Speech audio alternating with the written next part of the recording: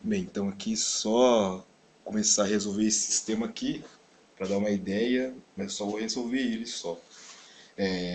Na geometria analítica vocês viram como que se resolve o sistema linear. Esses sistemas que vão aparecer aqui, eles não são lineares. Como que se resolve? Cada caso é um caso. Não existe um método geral para se resolver todos. Então, que nem esse daqui. Primeiro, o que eu vou fazer? Eu vou me concentrar na primeira equação. Eu tenho que satisfazer todas. Então, primeiro eu vou olhar para a primeira equação e falar assim, o x é zero. Então, vou tomar o x igual a zero na primeira equação. Então, os dois lados vão ser satisfeitos, porque os dois lados têm x.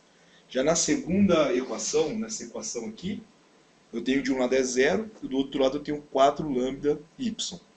Então, eu tenho duas alternativas. Eu tenho que lambda é zero ou o y é zero. Eu tenho esses dois casos se o x for zero. Se o y for zero, eu vou na terceira. Então na terceira eu tenho x igual a zero e y igual a zero. Eu não consigo obter o 6. Então esse cara aqui não pode ocorrer. Então eu vou ter o lambda igual a zero para satisfazer a segunda equação.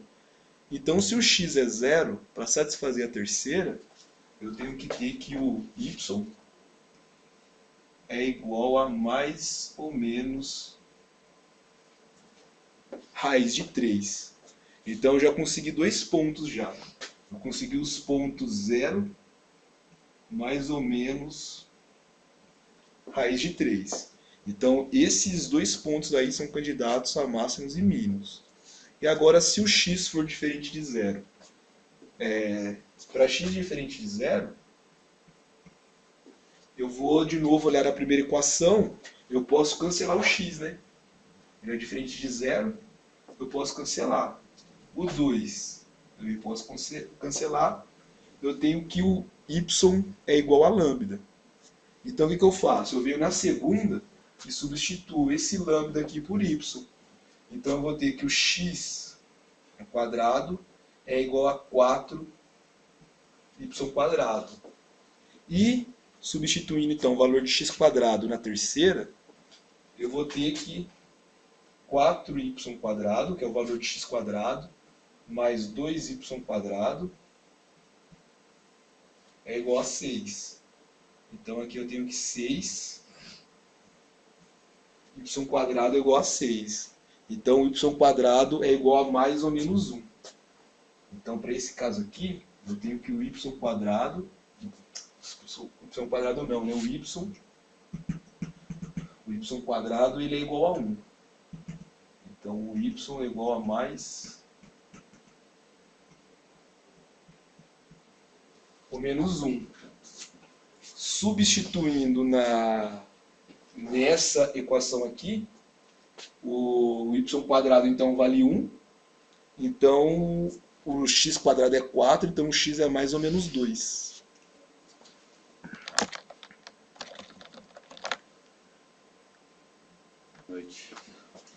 Então o x é mais ou menos 2. Então eu consigo 4 pontos. Então eu tenho que o x igual a 2 e o y é mais ou menos 1. O x igual a menos 2, y igual a mais ou menos 1. Então eu tenho, aqui eu tenho 2 pontos, aqui mais 2, aqui mais 2. Eu tenho esses 6 pontos. Então eu vou testar a função nesses 6 pontos aí. Aí depois eu vou olhar pro... Eu não me lembro se aqui perguntou do interior. Eu não estou aqui com a questão aberta, eu não me lembro se perguntou do interior ou somente das bordas. Mas na borda, tenho esses 6 pontos aí para testar.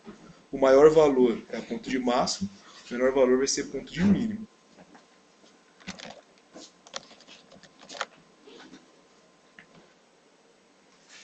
Aqui o 1485 era de restrição para Lagrange, né? Então era só mesmo na borda.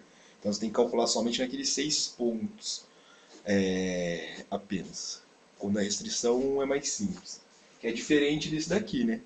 Esse aqui, além da borda, você também tem que ver no interior. Então, ninguém falou nada sobre quando não tinha que calcular na borda, então eu acho que o método do interior mais ou menos compreendido, que é o teste da Hessiana, né?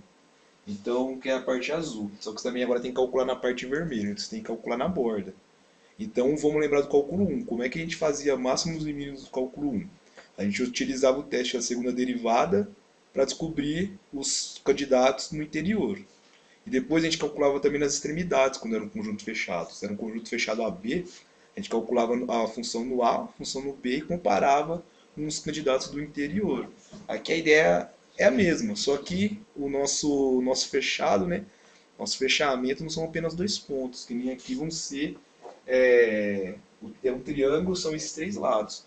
Então eu vou fazer de um, que eu acho que já vai dar ideia de como fazer nos outros. Então primeiro eu vou calcular a função aqui, ó. Né, nessa parte aqui do triângulo. Então o que eu vou fazer? Eu vou parametrizar essa linha aí. Eu vou achar uma função, tal que a imagem da função é esse cara. Então eu vou escolher uma gama que vai de 0,1 para em R2 que vai dar justamente esse segmento aí. Como que eu vou fazer? Vou pegar o ponto 2,0 e subtrair o ponto 0,0. Isso daqui é geometria analítica pura. Esse cara aqui vai me dar o meu vetor direção, que é o próprio 2,0. Então, quem que vai ser a minha gama de t? O meu ponto inicial vai ser o 0,0, mais t vezes a direção, que é o vetor. Então, olha só, quando t igual a 0, eu tenho justamente o ponto 0,0. Quando t igual a 1, eu tenho exatamente o ponto 2,0. Isso daqui pode ser reescrito como sendo 2t 0.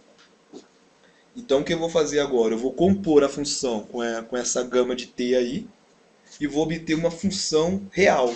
Eu vou obter uma função real de 0,1 em R.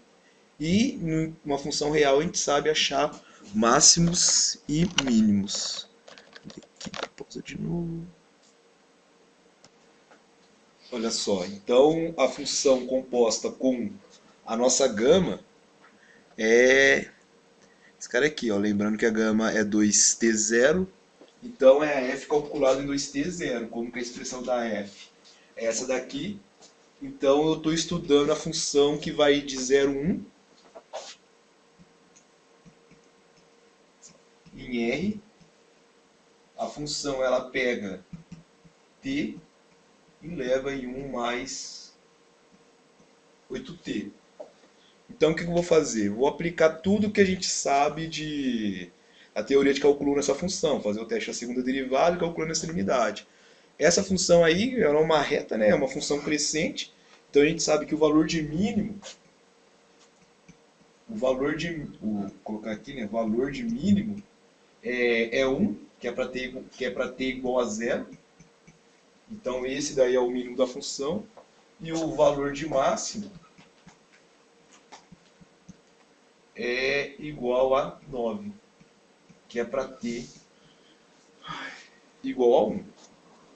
Então, agora, a gente pegou aí, né, 1 e o 9 são os valores de máximo e de mínimo nessa extremidade aqui. Agora a gente vai fazer nessa daqui é a mesma coisa, depois calcular no interior e comparar os valores. Então, é só isso.